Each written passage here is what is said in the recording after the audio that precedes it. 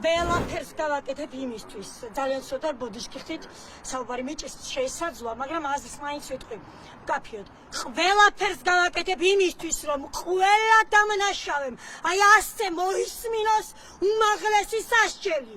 ყველაფერს გავაკეთებ. მე ერთ რამეს ვიტყვი. ახლა მიუმართავ კიდევ ვინც გარეთ არის დარჩენილი. ბრალდებულებს იმათ. თქვენ რამ ბიჭი მოკალით? მე ის ბიჭი წავიღე და პეტრე პავლეს სასაფლაოზე მიწაში დავმარხე. თქვენ რა გგონიათ? მე ჩემი ზრუნვაში გაზრდილი შვილი ცივ მიწაში რო ჩავფინე სახში თბილოგის მოვაშურე? არა, მე სახში თქვენთვის დავბრუნდი მკვლელებო. თქვენთვის დავბრუნდი სახში და ყველას მოისმენთ უმაღლეს სასჯელს, როგორ დღეს მოისმინა ორმა დამნაშავემ. და ახლა უნდა შევძლო ამის თქმაც. უნდა შევძლო ბოდიშით. მათ თქმა ვინათ გთხოვთ.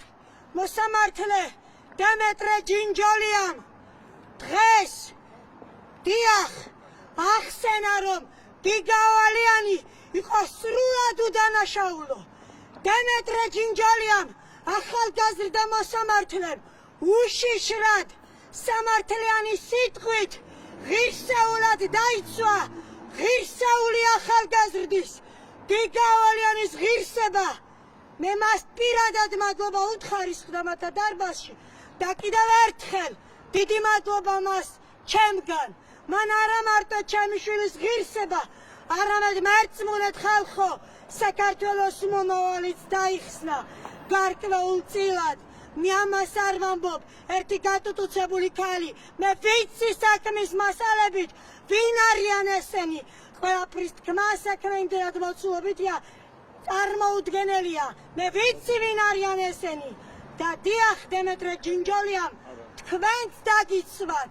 თქვენ ვინც მე ახლა მიყურებთ დღევანდელი თავისი უშიშარი სიტყვით კიდევ ერთხელ მას მადლობა ჩემგან. მადლობა. გამოდი მოკაკა. ვოის მომეკითხავ სადაც.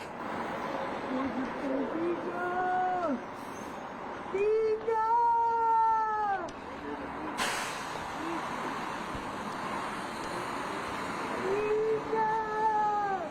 დიდა შეგეძებიდე. სამიყანე.